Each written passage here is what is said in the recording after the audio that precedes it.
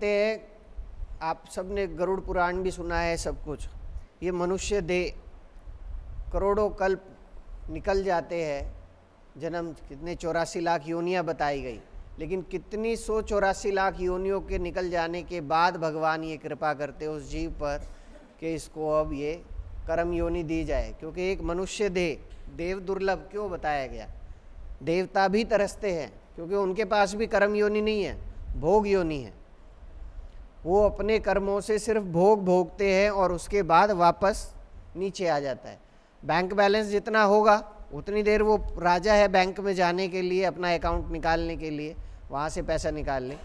Bank से पैसा आपने निकाल लिया, उसके बाद बैंक वाले तो बाहर जाओ, पैसा कहाँ है इसमें।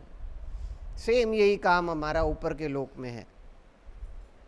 इन कर्म के अंदर जो हम ये सत्कर्म कर रहे हैं, इससे सिर्फ उतना ही है, लेकिन वो भी उनके लिए सिर्फ भोग विलासिता है। भोगो और चले जाओ वापस। ये मनुष्य ही है, इसको कर्म करना, इसको बुद्धि दी गई अपना हित और अहित जानने का, कैसे अपने को, किस उद्देश्य क्या है मानव जीवन का।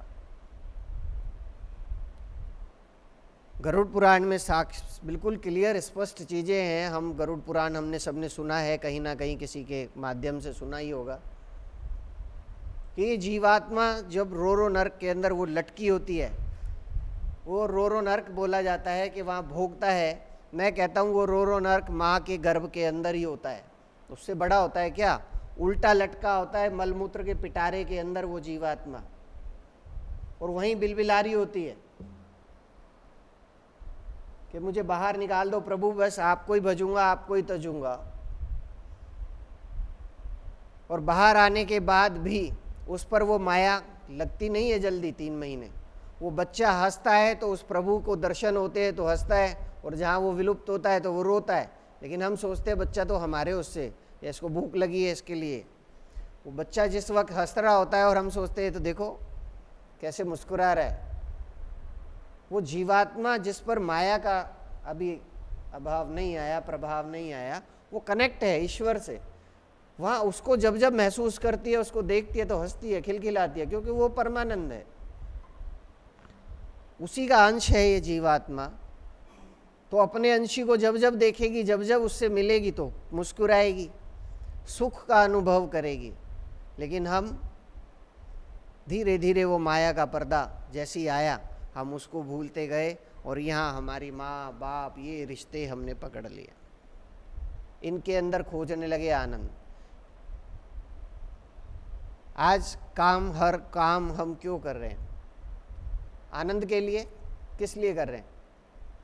कुछ भी, वटेवर, एक भी आप काम कर रहे हैं, किस लिए कर रहे हैं? सुख, आनंद। मिला क्या किसी को? कितने ही रिश्तों में आप एक कदम भी उठाते हैं तो आनंद के लिए उठाते हैं। एक कदम सोते हैं तो आनंद के लिए, जागते हैं तो आनंद के लिए, उठते हैं तो आनंद के लिए, बैठते हैं तो आनंद के लिए, किसी को थप्पड़ मार देते तो भी आनंद के लिए, गुस्सा करते, गाली देते तो भी आनंद के लिए। हर काम में हम सिर्फ आनंद ही ढूंढते हैं। कस्तूरी मृग की तरह हम लगातार उस आनंद की तरफ भाग रहे हैं, लेकिन वो आनंद घन तो अंदर ही बैठा है। सिर्फ हम बहिर्मुख हैं, अंतर्मुख की तरफ जरा सा मुड़ने की देर है।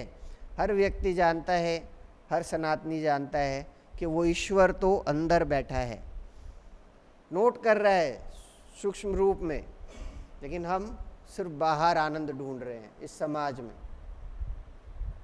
और जब तक वो आनंद उस आनंद घन से नहीं मिलेगा, तब तक ये ऐसे ही बिलबिलाता रहेगा।